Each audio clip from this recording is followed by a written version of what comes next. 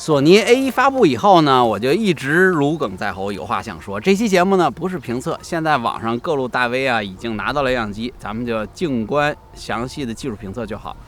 对于这台 A1 啊，我自己第一肯定是不买，第一真心买不起，第二呢是因为这台性能爆表的机器啊，明显不是给我预备的。今天呢就想跟您聊聊这台 A1 到底是给谁用的，它的定位是啥？欢迎收看《采风摄影生活杂志》，我是大马猫本。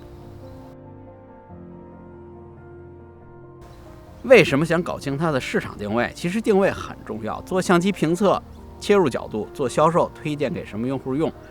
有了精准的用户定义才有这个意义。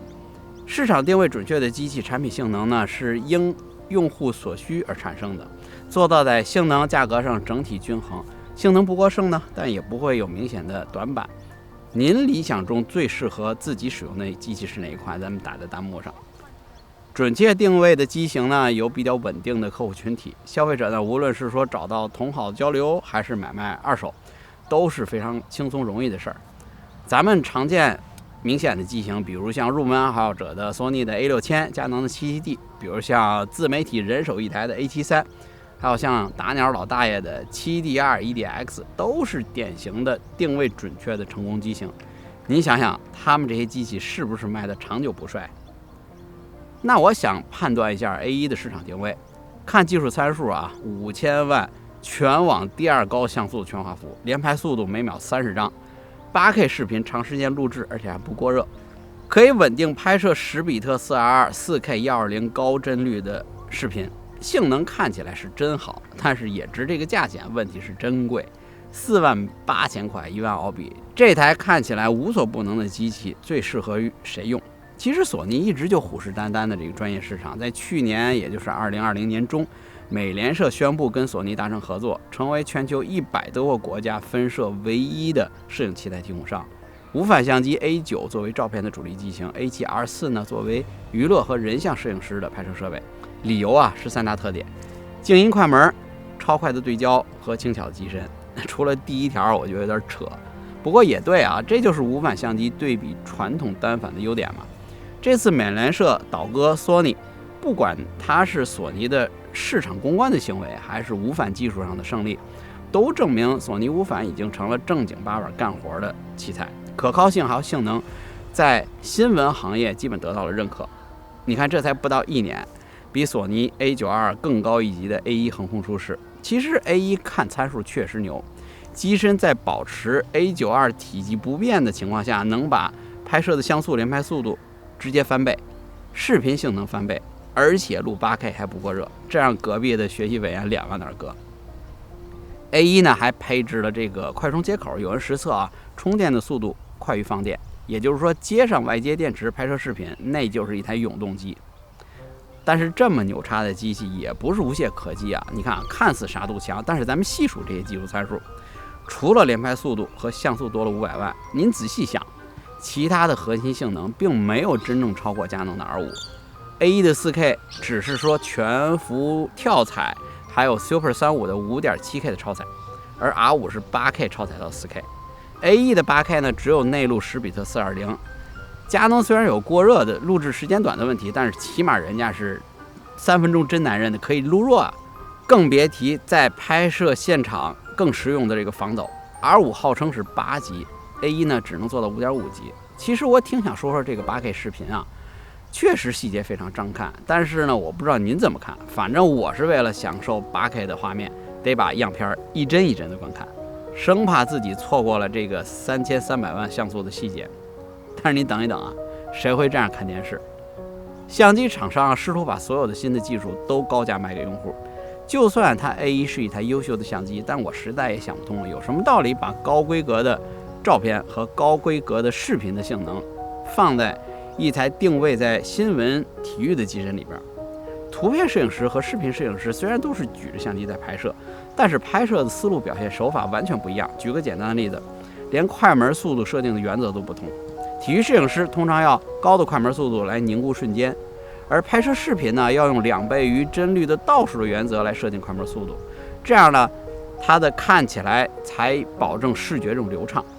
快门设定这是完全两个不同的方向。索尼把照片和视频揉在一起，是不是有点一厢情愿了？有人说，你凭什么 EDX 就可以加入视频的功能？明明是佳能线动的手啊，索尼为啥就不能出一个高速连拍的视频机？但是人家 EDX 一代就是9000刀的价格区间，升级到 EDX Mark 3还是卖9000刀，这属于加量不加价，视频功能算是白送的。但是 A1 的性能虽然上去了，但是价格几乎比 A9 要翻倍啊！看似性能过剩这台机器，除了花公家钱不心疼的，到底适合谁来拍摄照片和视频双修？我能想到的啊，打鸟市场，论对焦 A1 支持鸟眼对焦，论连拍，拍摄鸟类翅膀扇动的最佳瞬间呢，再快的连拍你也不嫌快。论视频 4K120 的升格呢，能让摄影师拍出这个 BBC 动物星球一样的大片，而且呢，拍摄野生动物就跟钓鱼一样，只能是一直开机等着。相机得长时间待机和录制不过热，这方面 A1 真是刚需。另外我能想到的典型用户呢，就是什么性能都想要，什么性能都不能差的自媒体，还有高级的器材爱好者。但是作为一般的使用者，同样的价钱，我为什么不选择像素更高的 A7R4，外加一台视频更实在还带翻转液晶屏的 A7S3 呢？这两台加起来都卖一台 A1 贵。为什么索尼要做这么高速连拍 8K 视频双修的这种小众的市场？其实索尼这台机器它放出的信号大于相机这个意义的本身。我觉得索尼啊，它是在挑战自己，挑战同行。这同行是谁？您自己猜。A1 代的 8K 视频有可能是专业拍视频的看不上，普通的摄影师呢用不起。那为什么还要做？第一，反逼索尼自己的芯片技术，真正决定市场走向的不是专业用户，而是摄影小白普通用户。未来谁能把所有用户从复杂的曝光、色彩控制里面解脱出来，谁就能占领相机市场的主动权。为了把 A1 的性能表现推到前所未有这个极致啊，索尼开发使用了这个 Beyond XR 双处理器，1秒钟可以同时进行120次的对焦和曝光的计算。这个为相机深度学习建立了技术基础。索尼今年刚刚发布的Bravia XR 8K 的电视搭载了全新的认知芯片 XR， 让芯片呢像人类一样思考，还原人类观看的习惯。不知道索尼的电视和相机都同步使用名字都叫 XR 的智能芯片是不是一个巧合？但未来相机对于物体识别、场景识别，甚至人物姿态的识别，必定是趋势。就是要把摄影变得易如反掌。高画质相机呢，第二个意义呢，我觉得就是加速助推网络传输速度的发展。其实历史总是相似的，在2003年左右啊，中国数码相机市场开始爆发，这段时间刚好是中国 ADSL 宽带网络的发展时期。我觉得这不是巧合。更快的网络速度呢，让数码照片它有更广泛高效的传播，而鲜活的照片呢，也替代了文字，让人们懂得了高速互联网的意义。那现在呢，手机上飞快的 5G 总得让人看点眼前一亮的东西吧，这不 8K 就来了吗？索尼这次 A1 除了挑战自己以外呢，我觉得还在挑战曾经的行业老大佳能。其实从相机的命名就能看到索尼对于未来的野心啊。索尼放弃了那个 A9 在 A7 上面数字越高性能越强的这个起名规则，而且直接使用了 A1，这明显不是对标佳能的 EOS R5，而是奔着 EDX 和未来会发布的 R1 来的。我就问索尼要把尼康放在哪儿？说 A1 对标的是佳能的 EDX 而不是 R5， 这有一个很小但是标志性的细节来证明，就是 A1 配置了有线的以太网络接口。新闻体育摄影师在比赛拍摄位置直接把网线接到相机上，把 JPEG 文件传到图片服务器，后方的编辑直接发稿。这就是给媒体、新闻摄影师报道大型赛事所用相机的标准配置。以太网线接口啊，从2010年的温哥华冬奥会开始，然后在2012年的伦敦夏季奥运会开始普及，在2014年的索契的冬奥会就全部实现了雪上位置布置网线。佳能在最鼎盛的时候呢，专业新闻和体育市场呢占了60%以上，绝对是行业的标杆。但是就在去年丢到了美联社这么一个大客户之后呢，佳能又被索尼从这本来就萎缩的专业市场中这个夺食。佳能应当不会这么轻易放手这么大一块市场吧？看看今年的 R1 怎么来应战。对了啊，尼康会放出什么型号？大家呢可以猜猜名字。品牌之间这么激烈的竞争，最后的谁是赢家？其实就在前半年啊，大家记得刚刚发布 A7S3 和佳能 UX-R5 的时候，大家还在大呼这两个机器卖6000刀，好贵，太没人性了。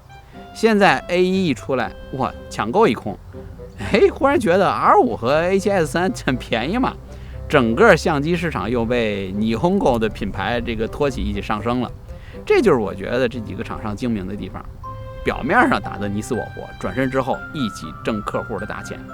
我呢就打算捂好钱包，静等着更适合我的 A74 上市了。对了啊，如果您现在有5万块钱预算，您打算上哪台机器？咱们放在弹幕上。感谢收看本期的节目，咱们下期再见。